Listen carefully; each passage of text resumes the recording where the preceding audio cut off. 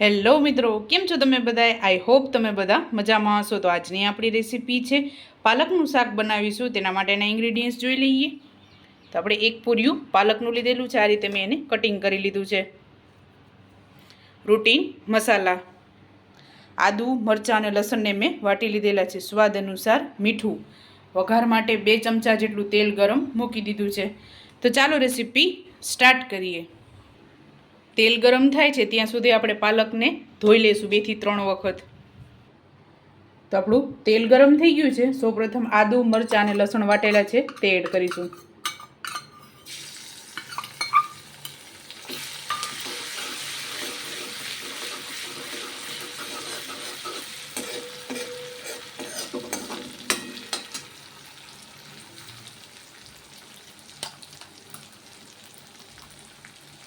ત્યારબાદ હિંગ એડ કરીશું.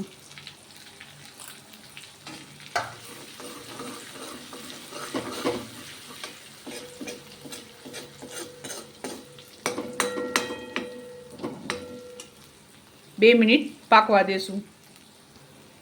ત્યારબાદ પાલક એડ કરીશું.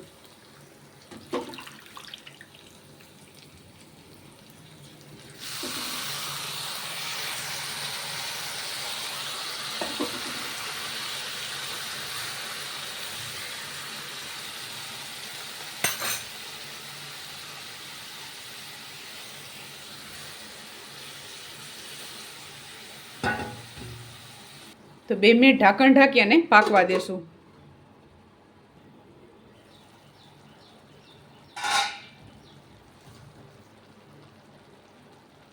ત્યારબાદ 1 ટીસ્પૂન હળદર એડ કરીશું.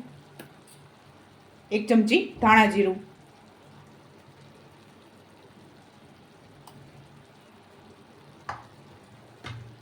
મીઠું આપણે લાસ્ટમાં એડ કરીશું.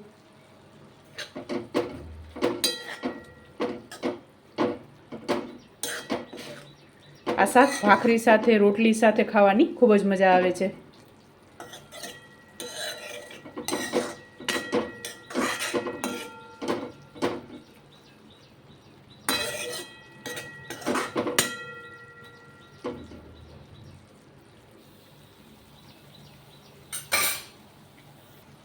ત્યારબાદ કશ્મીરી મરચું એડ કરીશું.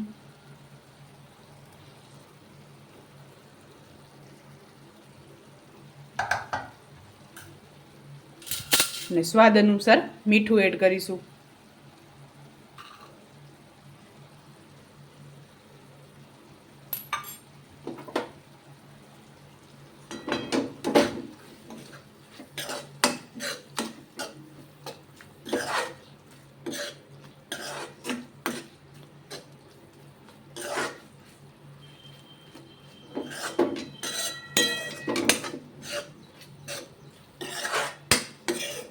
મરચું આપણે જ્યારે પાલકમાંથી પાણી છૂટે, બધું પાણી બળી જાય ત્યારબાદ જ આપણે મરચું એડ કરવાનું છે. તેનાથી કલર એકદમ સરસ આવશે. કારણ કે પાલકનું પાણી જો હશે તો તેનાથી એકદમ સરસ આ રીતે કલર નહીં આવે. આમાં તમે ચણાનો લોટ પણ એડ કરી શકો છો. જો લોટવાળું ભાવતું હોય શાક તો તમે ચણાનો લોટ પણ એડ કરી શકો છો. તો 2 મિનિટ આપણે આને ચડવા દેશું. તો આપણું શાક તૈયાર થઈ ગયું છે. આ રીતે એકદમ સરસ તેલ છૂટું પડી ગયું છે. તો હવે આપણે આને સર્વ કરીશું. તો ચાલો મિત્રો, તૈયાર છે ગરમા ગરમ પાલકનું શાક. તમે પણ આ જ રીતે બનાવજો અને મને યાદ કરજો. મારા વિડીયોને લાઇક, શેર અને સબસ્ક્રાઈબ કરવાનું ભૂલતા નહીં. તો ચાલો મળીશું નેક્સ્ટ વિડીયોમાં.